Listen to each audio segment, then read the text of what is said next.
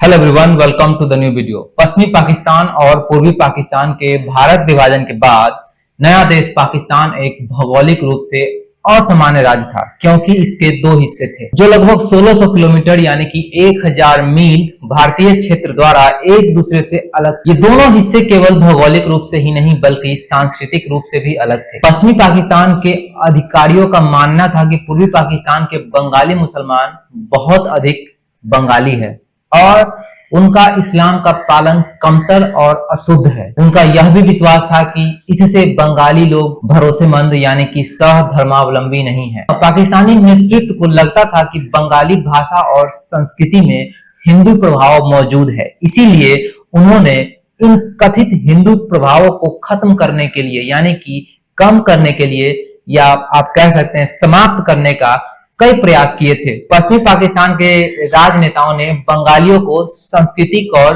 धार्मिक रूप से जबरन एक जैसा बनाने की रणनीति अपनाई। पश्चिमी पाकिस्तान का जो शासक वर्ग था राजनीतिक रूप से शक्तिशाली था और औपनिवेशिक मानसिकता के प्रभाव के कारण पूर्वी पाकिस्तान के बंगाली मुसलमानों को नीची नजर से देखता था। साथ ही रंग भेद की सोच भी थी, जिसके कारण पूर्वी पाकिस्तान के लोगों को पश्चिमी पाकिस्तान की तुलना में अधिक गहरे रंग का माना जाता था। बंगाली लोग पाकिस्तान में जनसंख्या के अनुसार बहुसंख्यक थे। उनकी संख्या लगभग 7.5 करोड़ थी, जबकि पश्चिमी पाकिस्तान की पंजाबी भाषी आबादी लगभग 5.5 करोड़ थी। पूर्वी हिस्से में अधिकांश लोग मुस्लिम थे, लेकिन वहां हिंदू, बौद्ध और ईसाई अल्पसंख्यक भी बड़ी संख्या में मौजूद थे। बंगालियों के खिलाफ भेदभावपूर्ण नीतियां अपनाई जाती थी। 1948 में पाकिस्तान बनने के कुछ महीने बाद गवर्नर जनरल मोहम्मद अली जिन्ना ने उर्दू को नवगठित राज्य की राष्ट्रीय भाषा घोषित कर दिया, जबकि उस समय पाकिस्तान की केवल लगभग 4% आबादी ही हिंदू बोलती थी। उन्होंने यह भी कहा कि पूर्वी बंगाल के जो लोग हैं यह तय कर सकते हैं कि उनकी प्रांतीय भाषा क्या होगी, लेकिन जो लोग उर्दू को राष्ट्रीय भाषा बनाने का विरोध कर रहे हैं उन्होंने कम्युनिस्ट, देशद्रोही और राज्य का दुश्मन बताया। मोहम्मद अली जिन्ना ने जो लोग उर्दू भाषा को अपना राष्ट्रीय भाषा नहीं मानेंगे वो लोग। सरकारों द्वारा बंगाली भाषा को दूसरी राष्ट्रीय भाषा के रूप में मान्यता देने से लगातार इनकार करने के कारण बंगाली भाषा आंदोलन शुरू हो गया और पूर्व में स्थित राजनीतिक दल अवामी लीग को अधिक समर्थन मिला, जो मुस्लिम लीग के विकल्प के रूप में पूर्वी पाकिस्तान में बनी थी। 1952 में ढाका, जिसको हम लोग पूर्वी पाकिस्तान की राजधानी बोलते हैं, उसमें हुए एक विरोध प्रदर्शन को बलपूर्वक दबा दिया गया, जिसमें कई प्रदर्शनकारियों की मृत्यु हो गई। बंगाली राष्ट्रवादियों में मारे गए लोगों को अपने आंदोलन के शहीद माना गया और इन हिंसाओं के बाद अलगाव की मांग और मजबूत हो गई। 1965 के भारत पाकिस्तान युद्ध ने भी असंतोष और बढ़ा दिया, क्योंकि सेना के पूर्वी पाकिस्तान की रक्षा के लिए कोई अतिरिक्त सैन्य इकाइयां तैनात नहीं थी। बंगालियों के लिए यह चिंता का विषय था कि युद्ध के दौरान यदि भारत हमला करता है तो उनका क्षेत्र लगभग असुरक्षित था। साथ ही यह भी धारणा बनी कि पाकिस्तान के राष्ट्रपति अयूब खान कश्मीर हासिल करने के लिए पूर्वी पाकिस्तान को खोने के लिए हमेशा के लिए तैयार थे। 12 नवंबर 1970 को बंगाल में एक भोला चक्रवात आता है। भोला चक्रवात के प्रति धीमी प्रतिक्रिया को दिसंबर 1970 के आम चुनावों में एक महत्वपूर्ण कारण माना गया, क्योंकि भोला चक्रवात से बहुत सारे लोग बेघर हो गए थे और उनके पास खाने के लिए कुछ नहीं बचा था। पूर्वी पाकिस्तान स्थित अवामी लीग, जिसका नेतृत्व शेख मुजीबुर रहमान कर रहे थे, पाकिस्तान के निर्माण के बाद पहली लोकतांत्रिक चुनाव में राष्ट्रीय स्तर पर बहुमत हासिल किया गया था और पूर्वी पाकिस्तान में भारी जीत दर्ज की गई थी। लेकिन पश्चिमी पाकिस्तान के शासक वर्ग ने उन्हें सरकार बनाने से रोक दिया। एग्जाम्पल के तौर पे आप कह सकते हैं राष्ट्रपति अयान खान ने जुल्फिकार अली भुट्टो के प्रोत्साहन पर अवामी लीग पर प्रतिबंध लगा दिया और देश में मार्शल लॉ यानी कि सैन्य शासन घोषित कर दिया। पाकिस्तानी सेना ने रामना काली मंदिर को ध्वस्त कर दिया और 85 हिंदुओं की हत्या कर दी। 22 फरवरी 1971 को जनरल अयान खान के बारे में यह कथन बताया जाता है कि उनमें से 3 मिलियन लोगों को मार दो। अयान खान बंगाल के बारे में ये कहते थे कि वहां पे जितने भी लोग हैं उसमें से 3 मिलियन लोगों को मार दो, बाकी हमारे सामने झुककर खुद खाना खा लेंगे। या फिर हम लोग उसे मार के खा लेंगे। बांग्लादेश में नरसंहार स्टार्ट हो जाता है। पूर्वी पाकिस्तान जो अभी बांग्लादेश है उसमें रहने वाले बंगालियों की जातीय सफाया जो बांग्लादेश मुक्ति युद्ध के दौरान हुआ था। बांग्लादेश में नरसंहार स्टार्ट हो चुका था। हम कह सकते हैं पूर्वी पाकिस्तान जो अब बांग्लादेश है उसमें रहने वाले बंगालियों का जातीय सफाया था जो बांग्लादेश मुक्ति युद्ध के दौरान हुआ था। इसे पाकिस्तानी सेना और रजाकर नामक मिलिशिया द्वारा अंजाम दिया गया था। यह 25 मार्च 1971 को शुरू हुआ जब पश्चिमी पाकिस्तान जो कि अब पाकिस्तान है उसके द्वारा ऑपरेशन सर्च लाइट चलाया गया था। इसका उद्देश्य पूर्वी पाकिस्तान की बंगाली आबादियों को सैन्य रूप से दबाना था। बंगाली लोग जनसंख्या के बहुमत में थे और पाकिस्तान से स्वतंत्रता की मांग कर रहे थे। बंगालियों के आत्मसमर्पण आंदोलन को रोकने के लिए तत्कालीन पाकिस्तानी राष्ट्रपति अयान खान ने बड़े पैमाने पर सैन्य तैनाती को मंजूरी दे दी। इसके बाद 9 महीने तक चले संघर्ष में पाकिस्तानी सैनिकों और स्थानीय पाकिस्तानी समर्थक मिलिशिया ने अनुमानित 3 लाख से 30 लाख बंगालियों की हत्या की और 2 लाख से 4 लाख बंगाली महिलाओं के साथ सामूहिक बलात्कार किया गया। इसे बड़े पैमाने पर हत्या और नरसंहारात्मक यौन हिंसा का सुनियोजित अभियान माना जाता है। पश्चिमी पाकिस्तान को विशेष रूप से उस समय मीडिया के माध्यम से यह बताया गया कि यह अभियान पूर्वी पाकिस्तानियों के विद्रोह के कारण चलाया गया है और उस समय की कई गतिविधियां बंगालियों से छिपाई गई जिनमें पाकिस्तानी सेना द्वारा पूर्वी पाकिस्तानियों के साथ बलात्कार और जातीय सफाया जिसको बोलते एथनिक क्लीनिंग भी शामिल थे। अधिकांश पीड़ित बंगाली मुसलमान थे लेकिन हिंदुओं को विशेष रूप से निशाना बनाया गया था। पाकिस्तान के इस अभियान में देश की हिंदू आबादी के एक बड़े हिस्से को समाप्त करने या जबरन हटाने का प्रयास भी शामिल था। पश्चिमी पाकिस्तान की जो सरकार थी जिसमें पूर्वी पाकिस्तान में भेदभावपूर्ण कानून लागू किए थे, यह दावा करती थी कि हिंदू यानी कि मुक्ति वाहिनी जो सेना है बंगाली प्रतिरोधक लड़ाके के विद्रोह के पीछे हैं और यदि हिंदू समस्या का समाधान हो जाए तो संघर्ष ऑटोमेटिक समाप्त हो जाएगा। इसलिए जो अयूब खान की सरकार और पाकिस्तानी अभिजात वर्ग इस दमन यानी कि मारपीट में अभियान को एक रणनीति के रूप में देखते थे। इस अभियान के दौरान नरसंहार संबंधी विचारधारा भी देखने को मिली। कुछ पाकिस्तानी लोगों का मानना था कि राष्ट्रीय समस्या को ठीक करने के लिए हिंदुओं का बलिदान अति आवश्यक है। ग्रामीण क्षेत्रों में पाकिस्तानी सेना गांव में जाकर विशेष रूप से उन स्थानों के बारे में पूछती थी जहां हिंदू रहते थे और फिर उन घरों को जला दिया जाता था। हिंदुओं की पहचान कभी कभी खतना की जांच करके या उनके इस्लामिक प्रार्थनाएं पढ़ने को कहकर की जाती थी।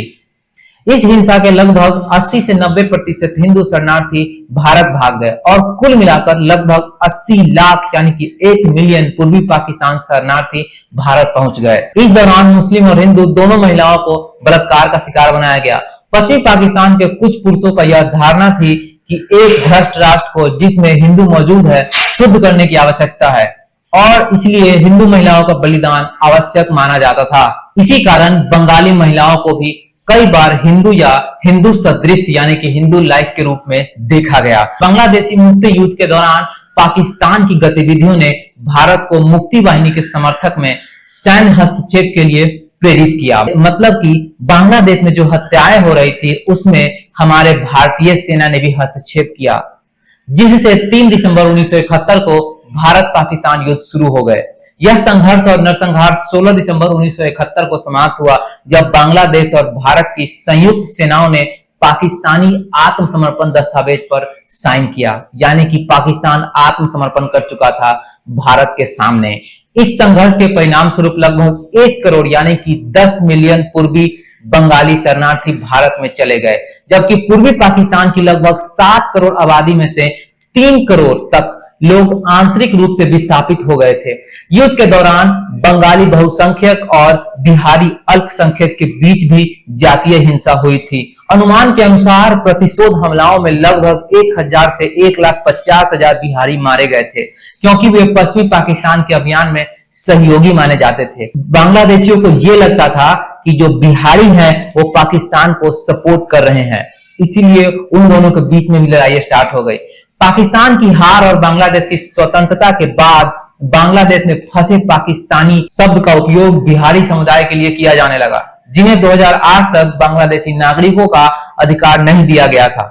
बांग्लादेश में नरसंहार के आरोपी को उस समय अधिकांश संयुक्त राष्ट्र सदस्यों द्वारा अस्वीकार कर दिया गया था और यह विषय नरसंहार अध्ययन की कई पाठ्य पुस्तकों और अकादमिक स्रोतों में बहुत कम दिखाई देता है। अब हम लोग आगे बढ़ते हैं। Now let's go to talk about operation searchlight. ये ऑपरेशन सर्चलाइट तो चालू किया गया था, बट इसमें हुआ क्या था, ये क्यों किया गया था और क्यों जरूरी था ये सर्चलाइट करना पाकिस्तानियों के अनुसार। पाकिस्तान को यह लगता था कि ऑपरेशन सर्चलाइट करना बहुत ज्यादा जरूरी है, लेकिन पाकिस्तान इस ऑपरेशन सर्चलाइट के अंतर्गत आने वाले जो कांड को अंजाम दिए हैं वो बहुत ही ज्यादा घिनौना है। इसी वजह से पाकिस्तान अपना एक जमीन खो देता है। ऑपरेशन सर्चलाइट एक सुनियोजित सैन्य अभियान था जिसे पाकिस्तानी सेना द्वारा मार्च 1971 में पूर्वी पाकिस्तान में अलगाववादी बंगाली राष्ट्रवादी आंदोलन को दबाने के लिए चलाया गया था। पाकिस्तानी राज्य ने इस अभियान को शुरू करने का मकसद यह बताया कि मार्च की शुरुआत में बंगालियों द्वारा बिहारी समुदाय के खिलाफ हिंसा की गई थी, इसीलिए ऑपरेशन सर्चलाइट स्टार्ट किया गया है। ये पाकिस्तान वालों ने बताया बांग्लादेशियों को, बट ऐसा नहीं था। पश्चिमी पाकिस्तान की सरकार के आदेश पर यह अभियान चलाया गया था। 1 मार्च 1971 को पूर्वी पाकिस्तान के गवर्नर एडमिरल सैयद मोहम्मद अहसान को हटा दिया गया क्योंकि वे पूर्वी पाकिस्तान में सैन्य कार्रवाई में सहमत नहीं थे। उनके उत्तराधिकारी साहिब-ए-जादा यकूब खान ने भी सैनिकों का उपयोग करके विद्रोह को दबाने से इनकार कर दिया और सैन्य कार्रवाई के विरोध में इस्तीफा दे दिया, लेकिन फिर भी पाकिस्तान वाले नहीं माने तो वे बांग्लादेश पे चढ़ाई किए ही। भारतीय अकादमिक शर्मिला बोस के अनुसार 1 से 25 मार्च के बीच बंगाली प्रदर्शनकारियों के कारण व्यापक कानून व्यवस्था की स्थिति बिगड़ गई और सरकार का पूर्वी पाकिस्तान के बड़े हिस्से पर नियंत्रण कम हो गया। उनके अनुसार इस 25 दिन की अवधि में बंगालियों द्वारा गैर बंगालियों पर हमले आम हो गए थे और बंगालियों द्वारा पाकिस्तानी सैनिकों पर भी हमले हुए। उनका कहना है कि 25 मार्च तक पाकिस्तानी सेना ने संयम दिखाया, लेकिन इसके बाद ऑपरेशन सर्चलाइट शुरू कर दिया। हालांकि शर्मिला बोस और एथनिक मैस्करेनहास के अनुसार पाकिस्तानी सेना द्वारा की गई हिंसा बंगालियों की हिंसा की तुलना में कहीं अधिक गंभीर और बड़े पैमाने पर थी। 25 मार्च 1971 की रात को पाकिस्तानी सेना ने ऑपरेशन सर्चलाइट शुरू किया। टाइम्स मैगजीन ने इस अभियान में भूमिका के कारण जनरल टिक्का खान को बंगाल का कसाई यानी कि बूचर ऑफ बंगाल कहा। इस अभियान के प्रमुख लक्ष्य ढाका विश्वविद्यालय का जगन्नाथ हॉल था, जो गैर मुस्लिम छात्रों का छात्रावास था, रजरबाग पुलिस लाइन और पील खाना जो पूर्वी पाकिस्तान राइफल का मुख्यालय था। ये सब शामिल था कि ऑपरेशन सर्चलाइट के अनुसार इन सब जगहों को बर्बाद करना है। ढाका विश्वविद्यालय के छात्रावास में लगभग 34 छात्रों की हत्या कर दी गई। उसी पॉइंट ऑफ टाइम पे पुराने ढाका के वे इलाके जहां हिंदुवादी बहुसंख्यक थी वहां भी हमले किए गए।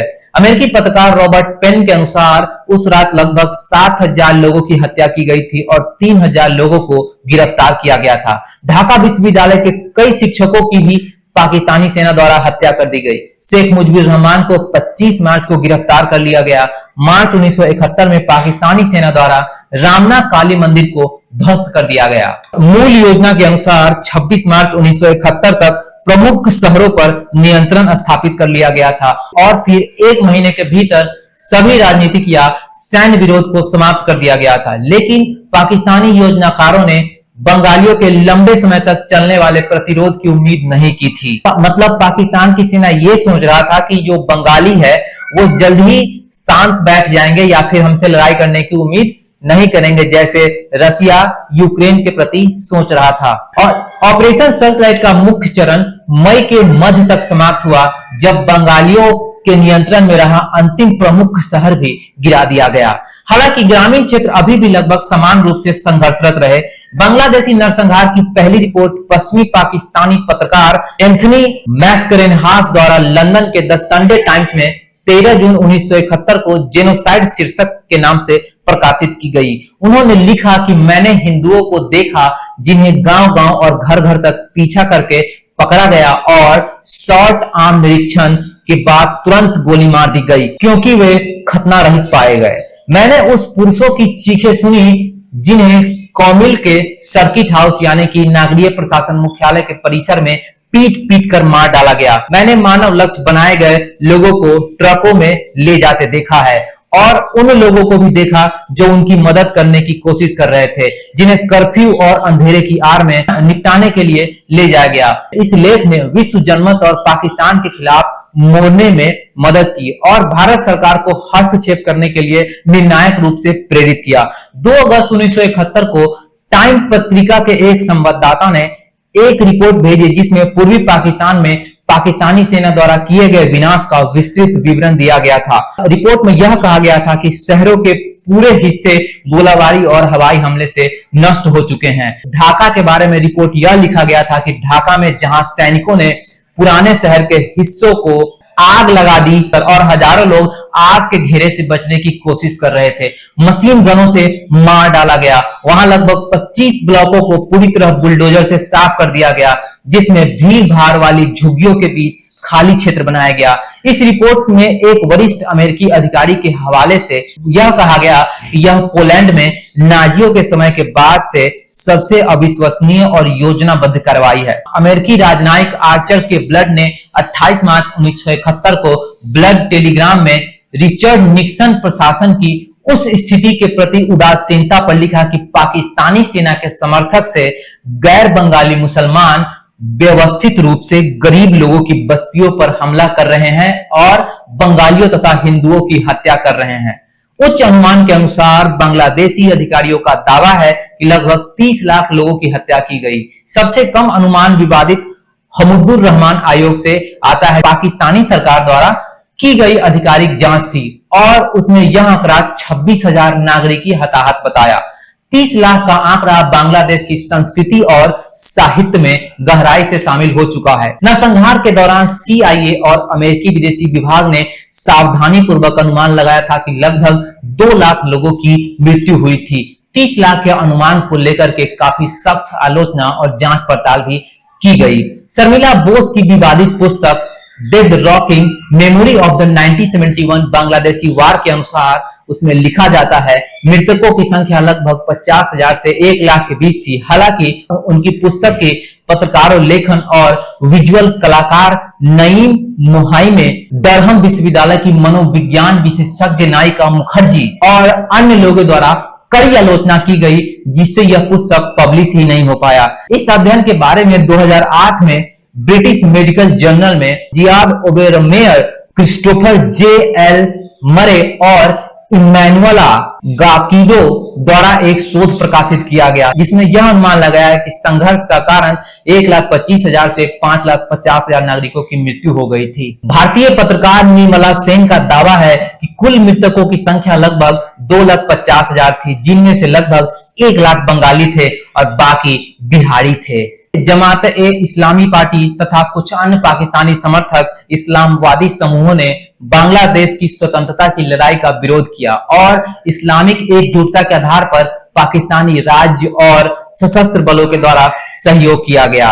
राजनीतिक वैज्ञानिक पीटर टॉमसन के अनुसार पाकिस्तान की खुफिया एजेंसी ने राजनीतिक पार्टी जमात-ए-इस्लामी के साथ मिलकर अल बद्र, चंद्रमा और अल शम्स सूर्य जैसे मिलिशिया समूहों का गठन किया, जिसका उपयोग राष्ट्रवादी आंदोलन के खिलाफ कार्रवाई के लिए किया गया था। इन मिलिशिया समूहों ने गैर लड़ाकू नागरिकों को निशाना बनाया और बलात्कार तथा अन्य अपराधों को अंजाम दिया। स्थानीय सहयोगियों को रजाकर कहा जाता था, जिन्होंने भी इस अत्याचारों में भाग लिया। बाद में यह सब यहूदा जैसे अपमानजनक अर्थ में इस्तेमाल होने लगा। मुस्लिम लीग, निजाम-ए-इस्लाम, जमात-ए-इस्लामी और जमियत उलमा पाकिस्तान के सदस्य जिन्होंने चुनाव में हार का सामना किया था, उन्होंने सेना के साथ सहयोग किया और उनके लिए खुफिया संगठन के रूप में कार्य किया। जमात-ए-इस्लामी के सदस्य और कुछ नेता पाकिस्तानी सेना के साथ मिलकर बलात्कार और लक्षित हत्याओं में शामिल थे। अल बद्र और अल शम्स द्वारा किए गए अत्याचारों ने पूरी दुनिया का ध्यान आकर्षित किया और नरसंहार तथा बलात्कार की घटनाएं समाचार एजेंसियों द्वारा व्यापक रूप से रिपोर्ट की गई। युद्ध के दौरान पाकिस्तानी सेना और उनके स्थानीय सहयोगियों, मुख्य रूप से जमात-ए-इस्लामी ने प्रमुख बंगाली बुद्धिजीवियों की सुनियोजित हत्या की। ढाका विश्वविद्यालय के कई प्रोफेसरों को युद्ध के शुरुआती कुछ दिनों में ही मार दिया गया। हालांकि बुद्धिजीवियों की लक्षित हत्याओं से सबसे गंभीर मामले युद्ध के अंतिम दिनों में सामने आए। प्रोफेसर, पत्रकार, डॉक्टर, कलाकार, इंजीनियर और लेखक, इन सभी को पाकिस्तानी सेना और रजाकर मिलिशिया द्वारा ढाका में इकट्ठा किए गए। उनकी आंखों पर पट्टी बांधी गई और उन्हें मीरपुर मोहम्मद, नखलपारा, रजरबाग और शहर के अन्य हिस्सों में स्थित यातना केंद्र में ले जाकर सामूहिक रूप से मार दिया गया, विशेष रूप से रायर बाजार और मीरपुर में। आरोप है कि पाकिस्तानी सेना और उनके अर्धसैनिक दल अल बद्र और अल शम्स ने डॉक्टरों, शिक्षकों, कवियों और विद्वानों की एक सूची तैयार करके रखी थी। 9 महीने के युद्ध के दौरान पाकिस्तानी सेना ने स्थानीय सहयोगों की सहायता से लगभग 991 शिक्षक, 13 पत्रकार, 49 चिकित्सकों यानी कि डॉक्टर, 42 वकील तथा 16 लेखकों, कलाकार और इंजीनियरों की सुनियोजित रूप से हत्या की थी। युद्ध के आधिकारिक रूप से समाप्त होने वाले 16 दिसंबर के बाद भी हत्याओं का रिपोर्ट आती रही, जो या तो पाकिस्तानी सैनिकों या उनके सहयोगियों द्वारा की गई थी। एक ऐसी घटना में प्रसिद्ध फिल्म निर्देशक जाहिर रायहान की 30 जनवरी 1972 को मीरपुर में हत्या कर दी गई, कथित रूप से सशस्त्र बिहारियों लोगों के द्वारा। इन मारे गए लोगों की स्मृति में बांग्लादेश में 14 दिसंबर को शहीद बुद्धिजीवी दिवस के रूप में मनाया जाता है। 1971 25 मार्च से 16 दिसंबर के दौरान देश में विभिन्न हिस्सों में मारे गए प्रमुख बुद्धिजीवियों में ढाका विश्वविद्यालय के प्रोफेसर डॉक्टर गोविंद चंद्र देव, दार्शनिक शास्त्र डॉक्टर मुनीर चौधरी, बंगाली साहित्य डॉक्टर मुजफ्फर हैदर चौधरी, बंगाली साहित्य डॉक्टर अनवर पाशा, बंगाली साहित्य डॉक्टर एम अबुल खैर, इतिहासकार डॉक्टर ज्योतिर्मय गुहा ठाकुरता अंग्रेजी साहित्य के जानकार थे। हुमायूं कबीर अंग्रेजी साहित्य, रशीदुल हसन अंग्रेजी साहित्य, सिराजुद्दौल हक खान, फैजुल माही, डॉक्टर संतोष चंद्र भट्टाचार्य भौतिकी विज्ञान से और सईदुल हसन भौतिकी शामिल थे। राजशाही विश्वविद्यालय के प्रोफेसर में डॉक्टर हबीबुर रहमान जो कि गणित के प्रोफेसर थे, प्रोफेसर सुखरंजन सोमदार जो कि संस्कृत के प्रोफेसर थे, प्रोफेसर मीर अब्दुल कय्यमुर जो कि मनोविज्ञान के प्रोफेसर थे। इसके अलावा डॉक्टर मोहम्मद फजल रबी हृदय रोग विशेषज्ञ डॉक्टर थे, डॉक्टर एम अलीम चौधरी जो कि नेत्र रोग विशेषज्ञ थे, शहीदुल्लाह कैसर जो कि पत्रकार थे, निजामुद्दीन अहमद जो कि पत्रकार थे, सेलीम परवीन जो कि पत्रकार थे, अल्ताफ महमूद गीतकार और संगीतकार थे, धीरेन्द्र नाथ दत्ता जो कि राजनीतिज्ञ थे, जाहिर रायहान जो कि उपन्यासकार, पत्रकार, फिल्म निर्देशक थे और रंदा प्रसाद साहा परोपकारी भी इस सूची में शामिल है। इतने बुद्धिजीवियों की हत्या करके पूरे बांग्लादेश को बर्बाद करने की कोशिश कर रहा था कौन? पाकिस्तान। बांग्लादेशी महिलाओं के साथ बलात्कार हुआ था। 9 महीने लंबे इस संघर्ष के दौरान सामूहिक बलात्कार की समानता स्वीकार की गई। 9 महीने लंबे इस संघर्ष के दौरान सामूहिक बलात्कार की सामान्यता स्वीकार की गई। संख्या लगभग 2 लाख से 4 लाख के बीच बताई जाती है। मुस्लिम और हिंदू दोनों समुदायों की महिलाओं को बलात्कार का निशाना बनाया गया। पश्चिमी पाकिस्तान पुरुषों की यह सोच थी कि एक ऐसे राष्ट्र को शुद्ध करना आवश्यक है जिसमें हिंदुओं का प्रभाव माना जाता था और वे मानते थे कि हिंदू महिलाओं का बलिदान अति आवश्यक है। इस कारण बंगाली महिलाओं को भी कई बार हिंदू या हिंदू सदृश के रूप में देखा गया। पश्चिमी पाकिस्तान के इमामों, मौलवियों और एक फतवे में यह घोषित किया गया कि बंगाली महिलाओं को गनीमत का माल, युद्ध की लूट या सार्वजनिक संपत्ति के रूप में उपयोग किया जा सकता है। बांग्लादेशी स्रोतों के अनुसार लगभग 2 लाख महिलाओं के साथ बलात्कार हुआ था और इसके परिणाम स्वरूप हजारों युद्ध शिशु पैदा हुए थे, यानी कि हर एक महिलाओं के साथ बलात्कार किया और उसे प्रेग्नेंट कर दिया जाता था, जिससे वहां पे बच्चे जन्म ले लिए थे। 9 महीने 10 महीने तक युद्ध चला था। पाकिस्तानी सेना के सैनिकों और राजकारों ने बंगाली महिलाओं के शिविर को यौन दास यानी कि सेक्स स्लेव के रूप में भी रखा और इनमें से कई महिलाएं गर्भवती हो गई थी। कुछ आरोपों के अनुसार मुक्ति वाहिनी और भारतीय सेना पर भी गैर लड़ाकू नागरिकों को निशाना बनाने और बलात्कार सहित अन्य अपराध करने के आरोप भी लगाए गए थे। अन्य स्रोतों और सुशांत ब्राउन मियर लगभग 2 लाख से 4 लाख महिलाओं के बलात्कार का अनुमान देती है। पाकिस्तानी स्रोत संख्याओं को इससे काफी कम बताते हैं, हालांकि वे बलात्कार की घटनाओं से इनकार नहीं करते। ब्राउन मिलर ने लिखा है, खदीजा जो 13 वर्ष की थी उसको ढाका में एक फोटो पत्रकार ने इंटरव्यू किया। वह 4 अन्य लड़कियों के साथ स्कूल जा रही थी, तब उन्हें पाकिस्तानी सैनिकों के एक गिरोह ने अगवा कर लिया। उन 5 को मोहम्मदपुर के एक सैन्य वेश्यालय में रखा गया और 6 महीने तक बंदी बनाकर रखा गया, जब तक युद्ध समाप्त नहीं हुआ। न्यूयॉर्क टाइम्स की रिपोर्ट के अनुसार horror of east Pakistan turning hope into despair में मैल्कम डब्ल्यू ब्राउन लिखते हैं कि एक व्यापक रूप से मानी जाने वाली कहानी जो कई स्रोतों से आती है, यह है कि मार्च और अप्रैल में सेना द्वारा उठाई गई 563 महिलाओं को एक सैन्य वेश्यालय में रखा गया और उन्हें इसलिए नहीं छोड़ा जा रहा था क्योंकि वह उस अवस्था में आगे गर्भवती है या फिर उन्हें गर्भपात की संभावना है। सैनिकों के अनैतिक व्यवहार को हालांकि सामान्यतः उन्हें वरिष्ठ अधिकारियों का समर्थन प्राप्त था।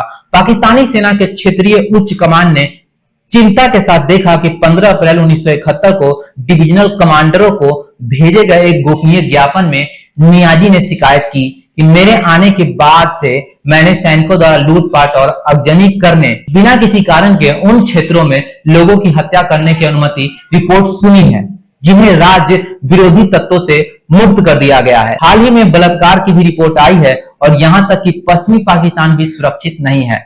12 अप्रैल को 2 पश्चिमी पाकिस्तानी महिलाओं के साथ बलात्कार किया गया और अन्य पर भी हमला करने का प्रयास किया गया था। एथनिक मैसकरेन हास ने जेनोसाइड ऑफ जून 1971 शीर्षक से एक समाचार पत्र लेख प्रकाशित किया, जिसमें उन्होंने बिहारी समुदाय के खिलाफ बंगालियों द्वारा की गई हिंसा का भी वर्णन किया। उन्होंने लिखा कि पहले यह गैर बंगालियों का नरसंहार था जो बंगाली घृणा के हिंसक उभार में हुआ।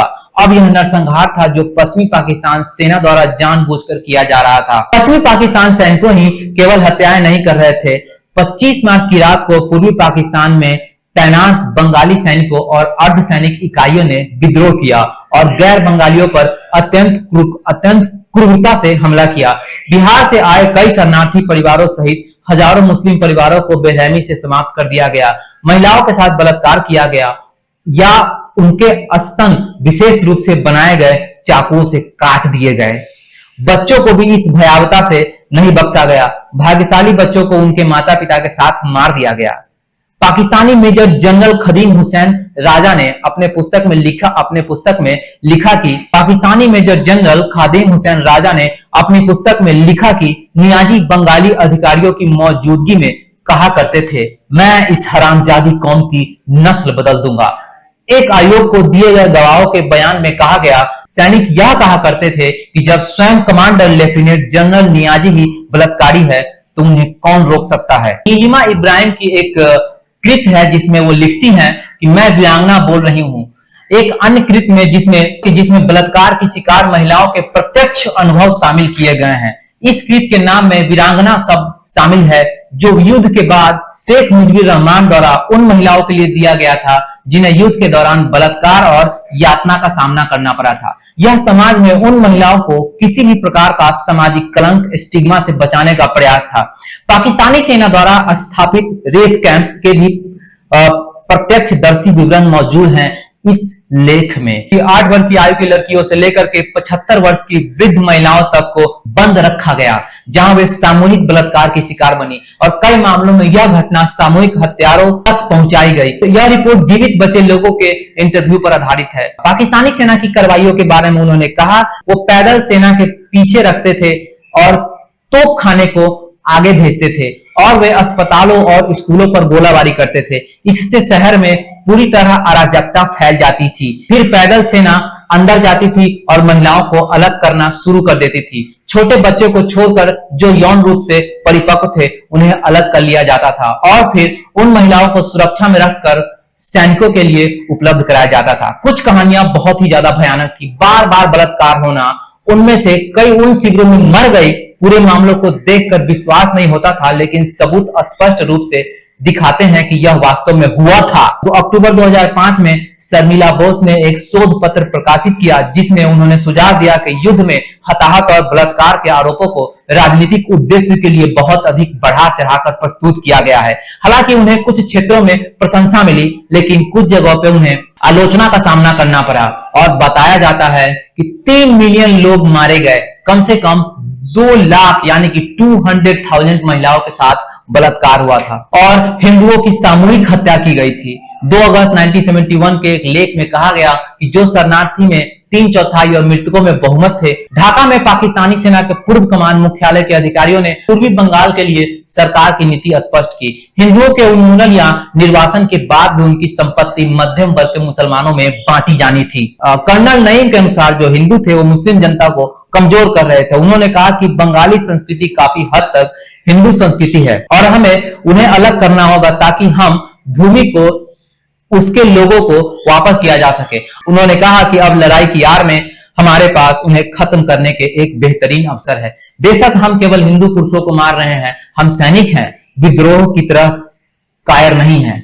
आरोप है कि हिंदुओं को अवामी लीग को भ्रष्ट करने वाला माना गया। पाकिस्तानी सैनिक अक्सर अमेरिकी काउंसलर आर्चर ब्लड से यह कहते हुए घमंड करते थे कि वो हिंदुओं को मारने आए हैं। यह गवाह ने एक अधिकारी को सैनिकों पर चिल्लाते हुए सुना कि तुमने मुसलमानों को क्यों मारा? हमने तुम्हें केवल हिंदुओं को मारने का आदेश दिया था। अमेरिकी सरकार के केवल संदेशों में दर्ज किया गया बांग्लादेश के अल्पसंख्यक, विशेष रूप से जो कि हिंदू थे, पाकिस्तानी सेना के विशेष लक्ष्य थे कि उन्हें मारना है। अमेरिकी वाणिज्य दूतावासों ने शुरुआती 24 घंटे में इस शहरों में हिंदू पुरुषों की व्यवस्थित हत्या की रिपोर्ट दी। सेना की इकाइयों और गांवों में जाकर पूछती थी कि हिंदू कहां रहते हैं। यह एक सामान्य पैटर्न था कि हिंदू पुरुषों को मार दिया जाए। हिंदू की पहचान अक्सर इस आधार पर की जाती थी कि उनका खतना हुआ है या नहीं हुआ है। पुलित्जर पुरस्कार विजेता पत्रकार सिडनी सैनबर्ग ने युद्ध की शुरुआत को कवर किया था और पूर्वी बंगालियों की पीड़ा पर विस्तार से लिखा था, जिनमें हिंदू भी शामिल थे। अन्य संकेतों में वह पीले एच शामिल करती है, जिन्हें पाकिस्तानियों ने हिंदुओं के घरों पर पेंट कर दिया था पीले एच से, जो मुस्लिम सेना के विशेष लक्ष्य थे। बांग्लादेश में मिशनरियों ने सैनबर्ग को बताया कि लगभग रोजाना नरसंहार होते थे। एक ने बताया कि दक्षिण जिले के बरिशाल में एक ही दिनों के 1000 से अधिक हिंदुओं की हत्या कर दी गई थी। एक अन्य के अनुसार उत्तर पूर्वी सिलहट जिले में एक पीस कमेटी ने निर्वासित को इकट्ठा किया, तो सैनिकों वहां पहुंचे और भीड़ में से 300 हिंदुओं को चुनकर उन्हें गोली मार दी। मार्च 1971 की शुरुआत में केवल चिटगांव में ही बंगाली भीड़ द्वारा दंगों के दौरान लगभग 300 बिहारी मारे गए। पाकिस्तानी सरकार ने इस बिहारी नरसंहार को 25 मार्च 1971 को पूर्वी पाकिस्तान में सेना भेजने के औचित्य रूप में से प्रस्तुत किया, जब उसने अपना कुख्यात ऑपरेशन सर्चलाइट शुरुआत की। जब 1971 का युद्ध शुरू हुआ तो आंशिक बिहारी पाकिस्तानी सेना के पक्ष में खड़े हो गए। उनमें से कुछ राजकर और अल शम्स जैसे अर्धसैनिक समूह भी शामिल थे। 1971 का जो संघर्ष था, ये जो जेनोसाइड था, वो 16 दिसंबर 1971 को समाप्त हुआ, जब पाकिस्तानी सेना ने ढाका में भारत और बांग्लादेश की संयुक्त सेनाओं के सामने आत्मसमर्पण कर दी। बांग्लादेश लिबरेशन वार के अंत की मुख्य घटना यह थी कि 25 मार्च 1971 को पाकिस्तान ने ऑपरेशन सर्चलाइट शुरू किया था और मार्च दिसंबर 1971 मुक्ति वाहिनी सेना, बांग्लादेश स्वतंत्रता सेना सेनानी जिसको बोलते हैं, उन्होंने पाकिस्तानी सेना के खिलाफ संघर्ष जारी रखा। 3 दिसंबर 1971 को पाकिस्तान और भारत के बीच पूर्ण युद्ध शुरू हुआ। 16 दिसंबर 1971 को पाकिस्तानी पूर्वी कमान के प्रमुख A.K. नाजी ने ढाका में भारतीय सेना के लेफ्टिनेंट जनरल जगजीत सिंह अरोड़ा के सामने आत्मसमर्पण पत्र पर हस्ताक्षर किए। इसके साथ ही पूर्वी पाकिस्तान स्वतंत्र होकर बांग्लादेश बन गया। आत्मसमर्पण के समय लगभग 93,000 पाकिस्तानी सैनिकों और अधिकारी युद्ध बंदी बने, जो द्वितीय विश्व युद्ध के बाद सबसे बड़े सैन्य आत्मसमर्पण में से एक था। युद्ध समाप्त होने के बाद भी कुछ स्थानों पर प्रतिशोधात्मक हिंसा और विस्थापन की घटनाएं हुई, लेकिन संगठित सैन्य 16 दिसंबर 1971 को समाप्त माना जाता है। Thank you very much, have a nice day. Do subscribe.